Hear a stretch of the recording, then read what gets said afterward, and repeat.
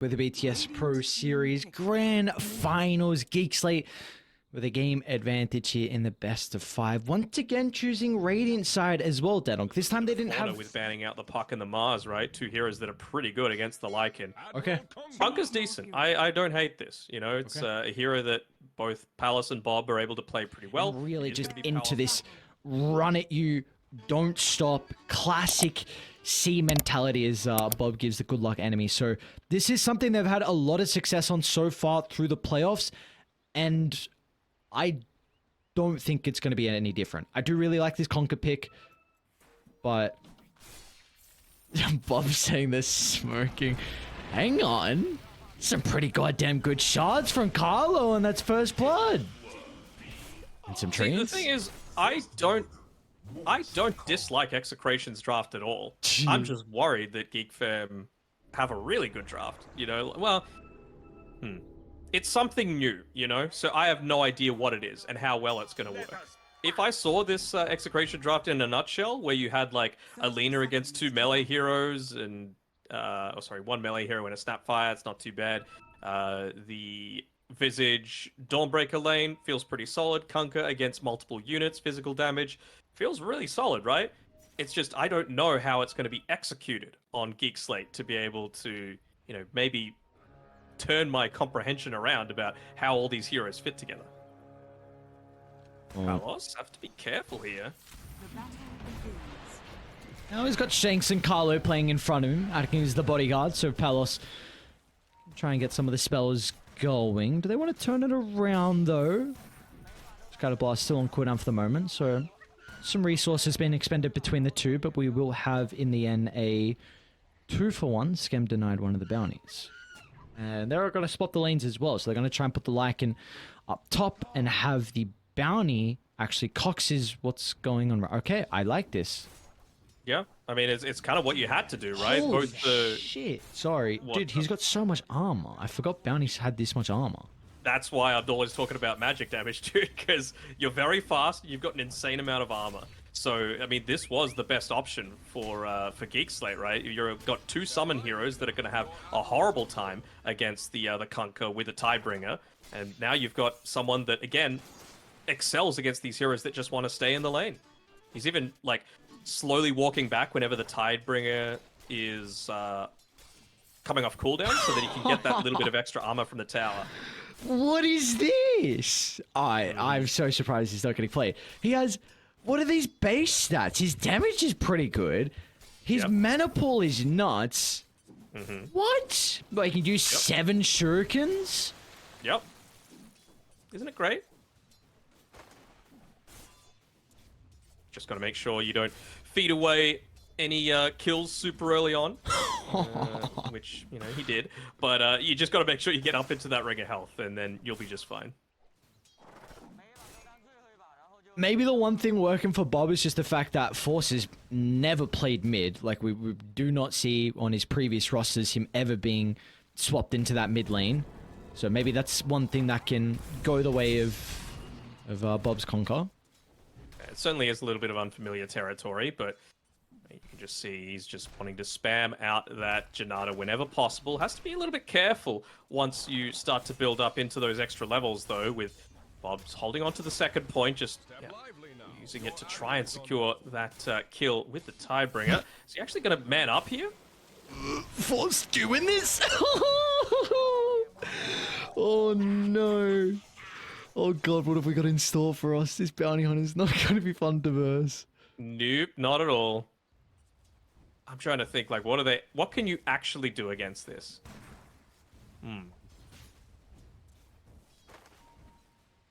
Because they've drafted pretty heavy physical damage. Maybe it's a Magic Lina build this game, just to be able to try and contest against that. Remember, it's not just the Bounty Hunter, it's also a support Sven, who's going to have that Warcry active at a lot of these team fights. Yep. It's going to be a lot of damage mitigation. I appreciate the thought of the potential Lina magic. I don't think that's kind of possible, though, if you're kind of acting as, like, the carry.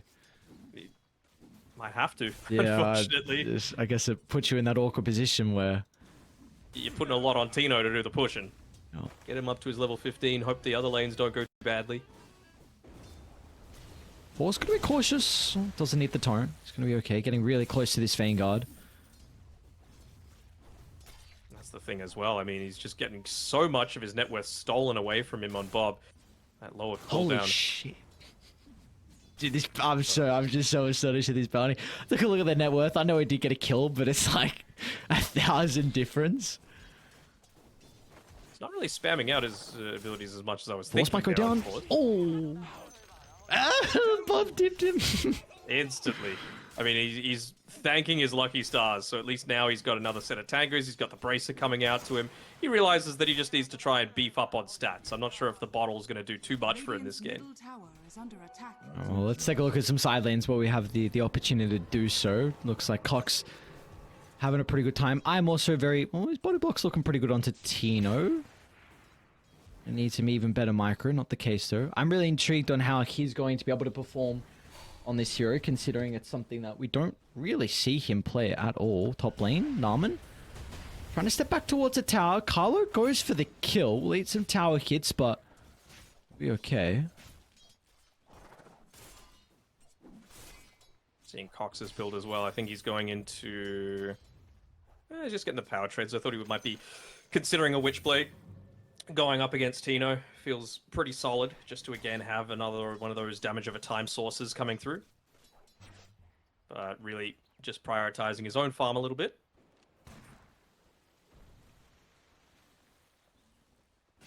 And nothing out of the ordinary for Scam either. Going into that Helm of the Dominator, Helm of the Overlord soon to follow. Oh, might be in a position to actually get some damage up here onto Palace, but good positioning by Carlo to interrupt that.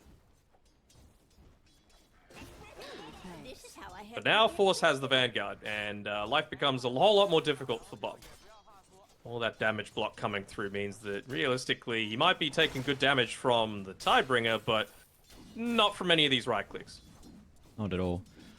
Bob does have that level 6 already to play with, but no supports are going to start to rotate to try and utilize that potential ultimate. So bottom lane, Cox is in a bit of trouble. Sprout to the TPR. Roger's going to be able to cover that with the Star Hammer as well. Nicely done. Meanwhile, top lane, Skem taking a little bit of damage as well. The tag team with a right click, Skem will actually end up going down. Carlo's still got some spells to utilize. Very big kill for them to find. Oh, is he in trouble? Force has got that ultimate to play with. Some extra movement speed to chase him down. Roger as well with the haste can connect, and we'll have our first track kill of the game. What a Chad, Roger. Just diving underneath the Cox tower, no cares. They're going to get him as he's able to TP back in. Soul Assumption from downtown. All right, that's big. That's teleport and his teleport ability on cooldown as well, so he will not be able to rejoin bottom. Yeah, about 20 seconds there of downtime. Very rare that a Nature's Prophet has to take the walk of shame. I'm keen to see what Bob does in this sort of situation. Like, do you just go back to this mid lane? Do you try and address the catapult first? What is your avenue for coming back into this? Because Force has already taken over. I mean, he's got a 1,200 net worth lead 6 minutes in. Yeah, and I think he needs to be considering about how he's going to look to protect that top tower as well once you get the Helm Dom. Because they might not even need to wait for the 10-minute catapult timing on Geek Slate to look to take that T1 tower top. Alright, well, Bob, he's gotten rid of the catapult. I think now is just the time of what I was talking about before. These heroes that can go away. Cookie in from Narman, and Cox going to look to try and TP in as well with a snowball. We'll give Palace a bit of a time to get out, but not the case, so they'll look for the turnaround instead as both supports from Execration. Able to get a kill onto Narman. The way to deal with Bounty Hunter is kind of similar to what we talk about with Undying, right? Is that you just don't lane against it. You try and find any avenue that you can to get farm elsewhere on the map. For Bob, he went back, took a stack that had been built up for him by his supports, and then he comes back to the lane while he's underneath the tower, uses a few of those Tidebringers. He's going to stay in the lane and do it once more, wait for the neutrals to spawn, and then just come back to the lane again. So he's recovered. He just needed to get up onto that level 7 first. Force is just going to make him regret coming back to this lane at every opportunity, and they'll always know where he is. Although, do they go for a kill here? No, they're going to make the attempt. They're starting to TP some members in. Force is pretty goddamn tanky. We'll see if they can reposition him with the cookie. Narman has this one up and available. It's going to get him down to the low ground with the shards being off the mark as well. Force, he's okay. They might go for Shanks. Hammer to play with if required, but they're going to try and stop that shot. Rogi, 2 points to the Star Hammer. Enough of a stun lock to make sure he does not escape. And another track kill as well, importantly. And now they're looking for Tino across the map as well. Yeah, that Stormhammer was just so integral, right? It holds them in position for a ridiculous amount of time where you're just able to do whatever you want. And this is a bounty hunter that is just zooming out of control pretty damn quickly. I mean, what's he going into? Just more armor. Phase boots, looking to try and chase people down. Wonder how early on is Roger going to be looking to buy that the Drums of Endurance? Because I feel like that's something that Force would love. Palos, first use of the shapeshift of the game, and Force is even going to try and get some track kills working for them as well, and now this opens up the T1 tower for them to claim. They saw those TPs down bottom from Execration. They're going to be able to capitalize on him being alone. Meanwhile, mid lane though, Rogi in a bit of trouble. Force is going to look to try and TP him.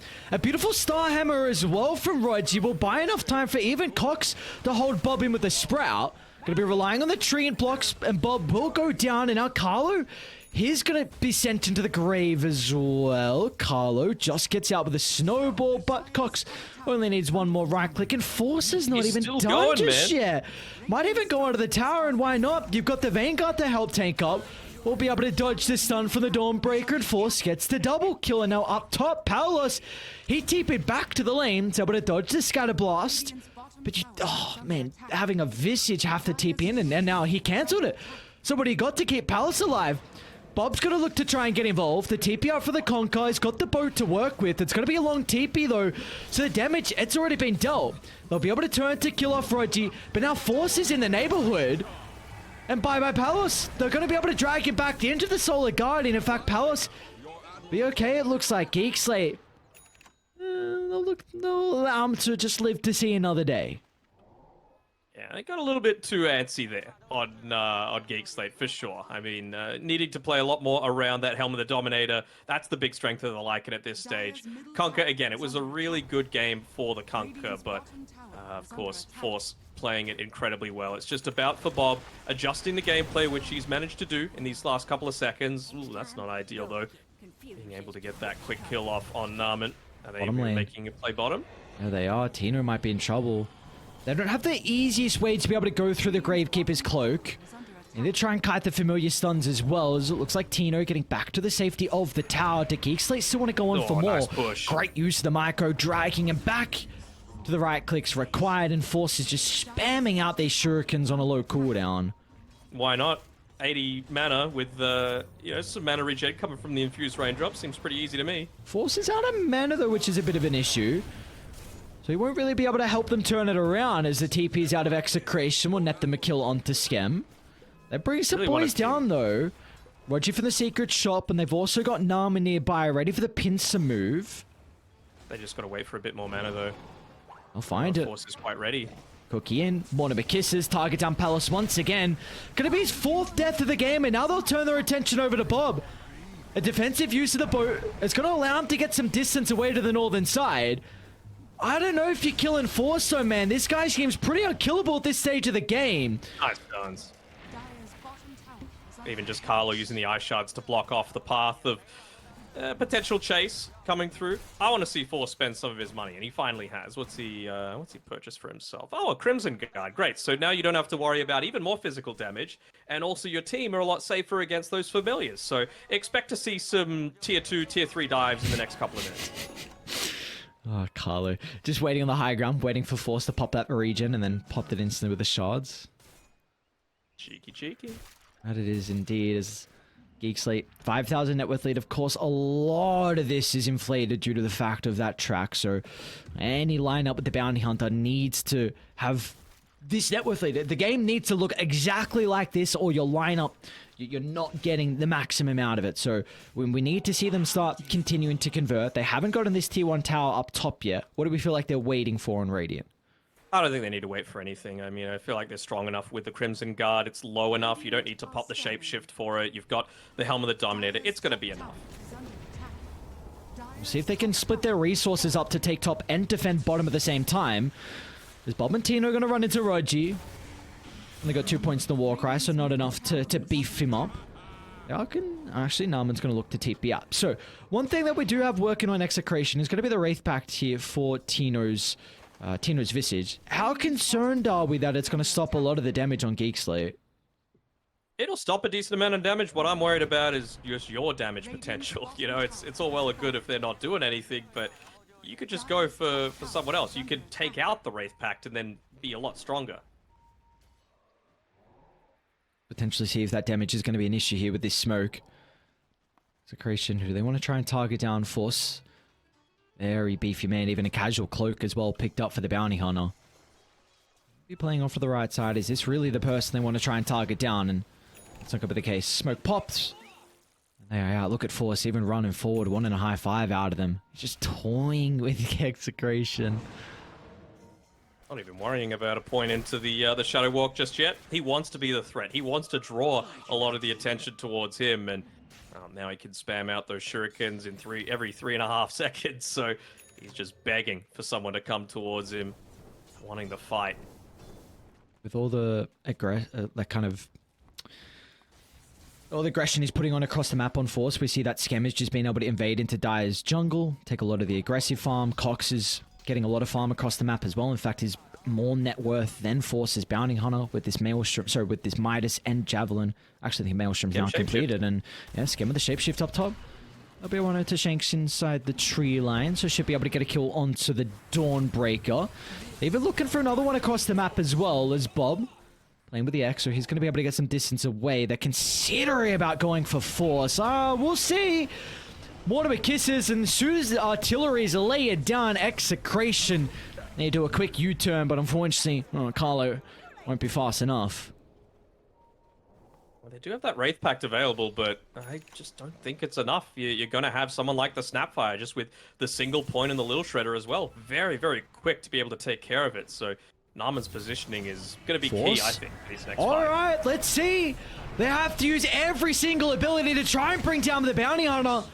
And they will be able to do so. And Narman's going to go down too. And this will be able to open up some objectives for Execration. Okay, all it takes is one kill. Wasn't able to get off that magic wand and the extra movement speed from the phase boots. So, yeah, maybe something could have changed if Roger was perhaps a little bit closer. I think he just doesn't want to put himself in that risky position when he doesn't have that Aghanim Shard picked up just yet, looking to secure that early farm for himself. A lot of gold and map control given over to Execration now. T1 tower going their way. They can look to address some of the lanes. They do. Looks like they're actually probably going to lose their own T1 tower bottom. Catapult needs one more right click to find that last T1 tower of the game. Dire's bottom tower has fallen. Got it. Finally, Force just puts the single point into the Shadow Walk, so realizes the strength that they've got right now on Execration. Will end up walking forward and catch Bob as he gets the X marks off, but more importantly, got the track there, so we'll have that extra movement speed, catches up to the courier, snipes that, gets rid of their vision, and again, it's just another bit of roaming, ganking time for, well, I guess Force feels like he might need the Aegis to come through, just to make himself truly unkillable, unless they feel like giving it over to Cox. Looks like all they were waiting for, though, was the Helm of the Overlord that Skem just completed. As soon as they pick that item up, ready to go, get Roche. And you look to maybe deal with your waves before you try and take this tier 2 top? Yeah, I would say so. There's still a little bit too much threat for mine from Tino down on the bottom side. You don't want to enable him to hit that level 12, but it seems like they just want to try and get a pick off on the way down towards defending that, and Palace would be a fantastic one for them to pick up, and they'll find him. Palace holds him down with the LSA. Still the stun into the Mortimer Kiss. There should be plenty of damage from afar as the snowball just a bit too late from Carlo. So a big kill to be able to slow down the leanest game. Was starting to stay track with the net worth. Carlo, they're going to go for the dive. Why not? A T2 tower is not enough of a deterrent for Force. Even just doing a pseudo way to be able to stop this push on the bottom side. You've got Force cutting the wave. Tino, they've even got Shanks to be able to tip him with the Solar Guardian, so alright, at least they get something out of the map, but they're probably going to lose this tier 2 mid. I guess, but Cox didn't need to be there is the other thing, right? I just mentioned how you were already doing a good job of cutting that next wave, so it would have naturally started pushing itself out. So a little bit of unnecessary gold given away, especially considering Cox was top of the net worth for his team. Can only really afford to do that once the BKB is up and available, when you don't need to worry about the snowball in the X marks and everything else. Money to burn. Nice read from Tino. We'll be able to TP out, so we have this bottom wave still getting shoved in from Radiant, so not too much of an issue.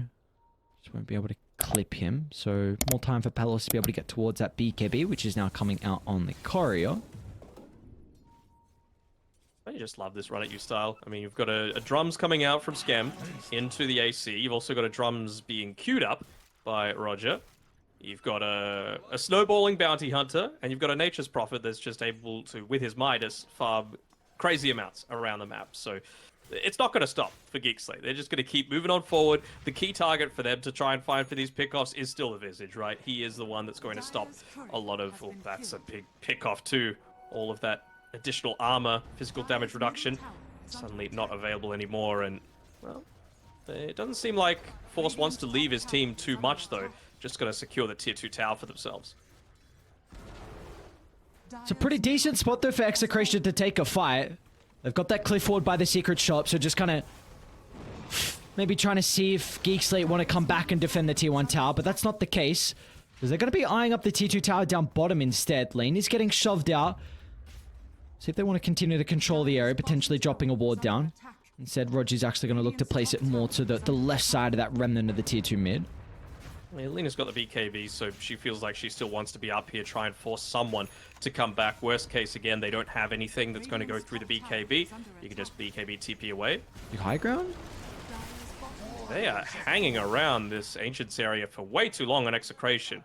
And not making anything happen. They're going to go for the smoke together, trying to catch out of the lucky power rune, but not going to be lucky enough. And, I mean, I'm sure Geek Slate are just saying, where are they, guys?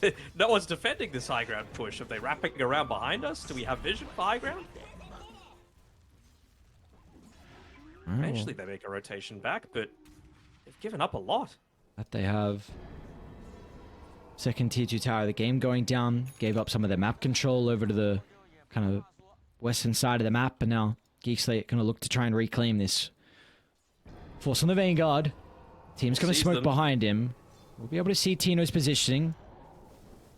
Force going to look to try and start. Tino's not an easy kill. Doesn't really have any boys behind to act as reinforcements. Maybe that's where the Solar Guardian can come into play. And without being able to address the Wraithback, the damage mitigation, it's going to be a big issue here for them. They are lining up for huge mortar kisses. As with the globs raining down, it's not enough to get the kills at the moment. Skem, how it in place with the LSA is going to be punched up into the heavens. As Execration somehow bring the numbers fast enough. And now they're even going to get another kill as well onto Narman. So we're getting to a stage where we really got to start to talk about if Geek Slate are unable to get more out of this lineup, then the scaling potential is very limited.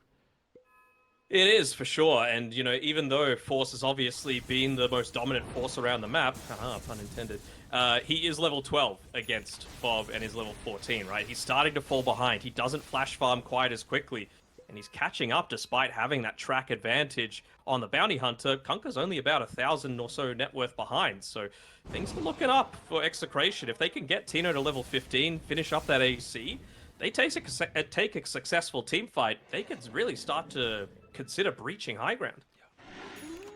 That would have been crazy to say even just a few minutes ago. I mean, they didn't finish off the Wraith Pact in that fight as well. It just stayed pulsing, doing the physical damage reduction purposes, so a lot of heroes were able to get away that probably shouldn't have.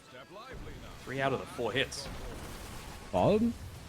A lot of trouble. Was actually going to get BKB TP out, but forces Janata damage and gives a tip back as well. He's kind of remembers some of those early tips that Bob was giving him. Oh, you just got to consider as well a little bit of the luck coming through for Geek Slate. Have a look at the neutral item held by Force. It's the Brigand's Blade. So those BKB TPs away are not doable, especially when you've got the Janata dealing all of that extra bonus damage. It just amplifies so much higher. And that's a much needed kill for him as well, considering how kind of the past couple of minutes and gone. And like you said, he really doesn't farm. He's got 64 last hits. So he's almost behind. The Dawnbreaker has 1 less than him. So that's just, like you said, showing that this is a hero that really, the way you get net worth is off the back of kills. Yeah. So what is that? Like basically an additional 70 damage plus the 220 from the Janata plus 170% critical strike when he's tracked. Like, it is a crazy amount of damage that Force is able to pump out, as long as he's got that BKB to do so. So he's finished it up, he hasn't even had to use it yet, and he's going into the Nullifier next just to prevent any kind of Force Staff, Ghost Scepter, kiting shenanigans. And that's really what the name of the fight has to be for Execration. Just a kite. You need to play in an area where ideally is kind of a choke point in a way, because sorry, not a choke point, because you want full distance to be able to run around. You need to continue to kite Geek Slate, and that's a big reason of why Palace has gone for this Hurricane Pike. Man, they really want this level 15 on Tino. They're spamming abilities in the mid lane, and they're just desperate to try and have that little bit of extra damage to be able to take out whichever target is that they converge on. But with all of that indecision, everyone's going to be able to get away on Geek Slate. Why didn't still take the tower? They saw, I believe, the LSA mid. They saw some spell being used mids. Yeah. A couple of pings. Dragon Slave and LSA. Great read from them to just the attention they're putting across the map. So if they get the T2 tower, they get up with their own lives, continuing to farm. Cock's still top of the net worth. He's going to be working on a Silver's Edge here for the Nature's Prophet, so... Oh, this is dangerous for Palace. Force has to be a little careful. He is 4 levels behind, considering he hasn't been able to extend completely from that amazing start to the game. Palace, can you just walk back into this lane? I'm not so sure you can. Very, very ballsy, but that's the way you're going to come back into it, right? Is being on the edge, finding that farm that the bounty hunter isn't. Who have they run into? Bulb actually at the triangle. Onda Roger's pretty beefy though. Warcry stopping a lot of the damage. Not an easy fight now for Execration to take, as Bob's still trying to get the kill onto the Sven, but he's putting himself in such a compromised position where he might not be able to escape. Force playing with his own BKB. It's going to be up to Palace to potentially turn this fight into Execration's side. Going to be able to split away for the Mortimer Kisses. Geek Slate very hesitant though, we're still taking that fight. Cox came super late to that fight as well. Basically had 0 impact there, and it's one of those other instances where he was holding onto the smoke instead of the cloak on the Sven. Might have been able to survive that little bit longer, provide that AoE armor bonus to all of his allies. It's just, again, these little things going Execration's way, and well, if they're able to do that again around the next Roshan, get that free Aghanim shard over, maybe give it to Tino, considering how much I've been mentioning how important he is, his survivability for, you know, just how hard he is to kill, his auras, holding onto the Aquila, the Buckler, the Wraith Pact, the Assault Cuirass. It's all just about preventing the physical from coming in onto your team. Not just yourself, but also these squishier heroes like Palace. Dire are scanning. Execration, they're going to look to try and Radiant's middle tower. reclaim this jungle. They're considering about walking on forward to the Ancients. We have that board place. Look at the triangle they kind of have set up around Roche. All the vision they would ever need to take a fight nearby. And that's really the game deciding Roche, I think. If Geek Slate do not get this, I'd be so confident with the Execration's lineup to move over towards the later stages. As well. Maybe they're going to try and target down Palace. The team's off for the high ground, so they're not playing with the leaner. Forced into the BKB. Palace going to be able to reposition. They're going to give him the run buff as well. Palace trying to stand strong and get as much damage out as he possibly can. They should be able to go through Palace's light pool in the end. And now can they get more of the members as well? Solar Garden's going to come through to give them the space as Tino turns, dealing with the Sven. But a beautiful cookie from Narman onto 2. And now Bob's going to be caught out as well with a Mortimer Kisses getting layered down. Geek Slate find 4 and now Roche as well. Oh, they get everything that they could possibly want. They're considering just going. Forget Roche. Let's just try and take some high ground towers. We've got our advantage. We've got the Helm of the Overlord. We've got AC. Everything that we could possibly want. Even, I believe that might be a Satanic coming through as well for Nature's Prophet. So enabling much more of that standard man fight style. Oh, they should be able to get... They push incredibly fast. Should be a full set. The fact they're going to get a full set and probably Roshan as well? Oh boy. Dire's middle barracks has fallen. Never mind. Just a melee. Happy with that. And they're going to look to try and back up 14,000 net worth lead. And we were speaking about the potential Aghanim shard onto Execration. Well, looks like it's going to be Geek Slate who will add that one to the arsenal. Wonder if he even gets it. I can maybe. And they see Palace, this top lane ward. They know he TP'd. They're going to hunt him down. Look at Skem with the backstab. And there's nothing they can do in Execration. Solar Guardian's on cooldown. Pals will be able to force out. BKB. Has the BKB to work with. Not really going to do too much to Skem. So Carlo's in. Punch him up to the sky. The boys have shown up in full force. And now they can turn it around. Easy kill onto the Lycan. They need to get more out of this though, as Cox is actually going to look to try and BKB and TP out. They don't have a way to address it. They won't also catch up the force as well, but does this open up Roshan? It didn't take too much damage from Geek Slate prior. I feel like you got to take every opportunity that you can, though. You're not going to have these outnumber situations all that often, and well, they're not going to know the situation. They know force is here. Ducks in and out. Good pathing. Can they stall this? What have they got? They got kisses they can use potentially. They're going to cookie force in. There's the kisses, but the Solar Guardian mitigating a lot of the damage, and Palace, he's got a free fight, so the Lena's damage is starting to rack up. They're going to turn to deal with Cox, and they just melt away the Nature's Prophet. And now Force is going to go down as well. A cookie will not be enough to get some distance away. As Execration, they are well and truly back in this game. A dieback out of Rochi. Roche now up for grabs. This is scary stuff for the Geek Slate lineup. Oh, for sure it is. You know, it's one of these rosters and lineups that look incredibly effective, but there is such little margin for error. You do not scale to the same extent. Will they be able to deny the Acronym Shard? No.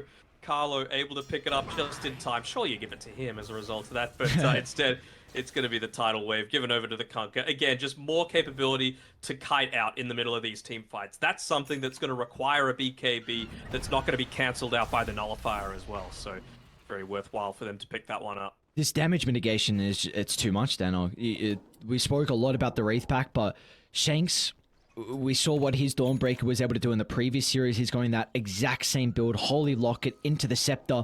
Once he completes the Scepter, I don't know how they kill the Lena if the Solar Guardian is available. Yeah, I mean, it was a couple of seconds off in that fight to the in the Radiant Ancients area, so it would have been even more influential and convincing for Execration if they would have been able to pick that one up. I mean, Narman again is just having some absolutely bonkers team fights right now. Yeah. That is, but unfortunately it's just not enough for them at the stage of the game. I wonder if this Blink Dagger on Narman is specifically so that he could find the Wraith Pact and just instantly kill it, because it feels that way to me. You know, his positioning has been pretty solid. He's got the Force stuff to be able to get himself back out to safety in addition to the Fire Snap cookie. But a lot relies on his individual play in the middle of these team fights. Yep, no, I think that's a great call. There's definitely a big reason of why you're wanting to go down this route. Just see, I mean, poor Force. I say poor Force. He made Bob's life a living hell, but he's only level 15. You know, 31 minutes into the game. Certainly be expecting more from this from your mid laner, but this is the price you have to pay when you're going for this sort of cheeky lineup that's just meant to completely dominate the laning stage, which they did. Ooh. We've spoken a lot about how fast Radiant push, but we haven't really mentioned Execration because of how far behind they've been. But we can see once they get that Familiars going, AC minus armor, the 15 talent minus armor as well, these buildings melt. They're going to be forced to put a pretty early glyph on the board as well. Right now, Skem, Cox trying to make a difficult decision up here. Shanks jump in, Carlo. Trying to take control of the bounty hunter. They're actually going to be able to blow him up. And they'll turn to Roger as well. No hesitation for looking for the +1, but the X into the boat. An easy kill for them to find. They're trying to split it up. The Rat Dota is happening. Prophet pushing bottom. Lycan pushing top, forcing out the glyph. What are they going to lose from their base, though? It looks like they're just getting more out of it in regards to the kills and the buildings getting claimed. Pel's going to try and TP back. Oh, the Shuriken didn't bounce, but now Bob and Tina, hang on. How are they going to escape? They're left in no man's land. They don't have the boys playing behind them.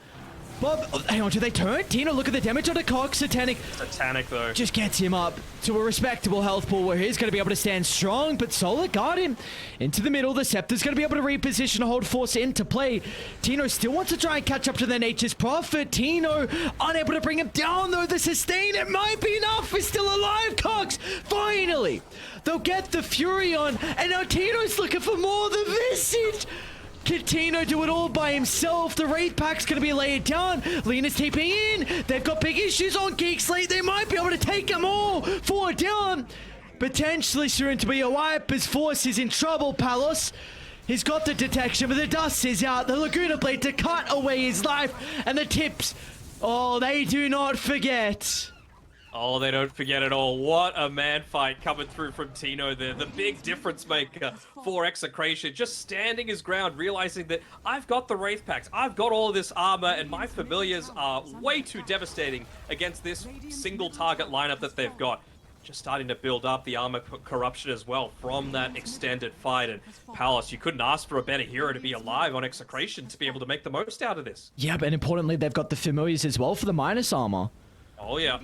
Just a little bit, nothing crazy, but at least 2 minus armor to be able to help out. You'll take it.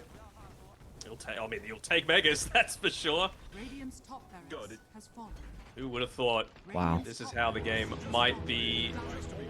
The outcome might be presenting itself after what we saw at the very beginning. I'm sure as Palace was right-clicking a few of those buildings, his team is just saying, "What are you doing, man? Get the hell out of there. You got to make sure that we don't." I was about to say cut our losses, but there were no losses coming through there from Execration. So many buybacks being expended on Geek Slate, and Execration still completely healthy. There surely has to be an argument to be made on the reasoning why Geek Slate are in this game. They do not have a lineup to address Megas at all, and we have spoken multiple times that this team does not scale. And keep in mind, this is a best of 5. Like, do you really want to use all your mental capacity in a game where it's pretty much done? Step lively now. Your admiral is on board. Maybe now, like, if there was a Rax left, I think the mental capacity would still be there. Megas, I think they might just try and have fun with it. Just say, well, we went for something that we thought would work, but weren't so lucky. So they have the gem there. I'm just seeing them roaming around, specifically being able to try and find Force, but well, this is going to be rough for sure. Yeah, Shanks is the one holding the gem, so not with the team. Tier 4 is going down, Force with a jump. Trying to target him, but Wraithback solid guard him. Yep, good luck killing Palos. He just stands his ground. Continues to pummel into the Bounty Hunter's light pool. No buyback for him to work with. And Cox's going to get dragged back into the middle. He'll look to BKB TPR, but the damage from Palos will stop that one short. As Execration weathered the storm, and they're going to be rewarded with this Game 2 victory. Ooh. I knew it was a good draft by Execration.